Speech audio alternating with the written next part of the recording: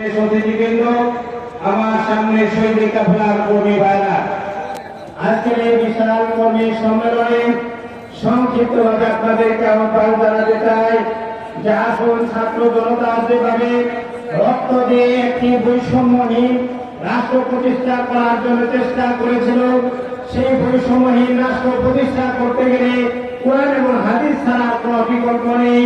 আমি সকল জনগণকে সকল মতামত উপেক্ষা করে কোরআন এবং হাদিসের পক্ষে এসে একটি কোরআন এবং ইসলামী সমাজ কায়েম রাষ্ট্র কায়েম করার মধ্য দিয়ে সকল বৈষম্য দূর করার আহ্বান জানিয়ে আমি আমার কথা শেষ করছি। আসসালামু আলাইকুম ওয়া রাহমাতুল্লাহি ওয়া বারাকাতুহু। ধন্যবাদ হাফিজুর রহমান সাহেবকে সংক্ষিপ্ত বক্তব্য শেষ করার জন্য।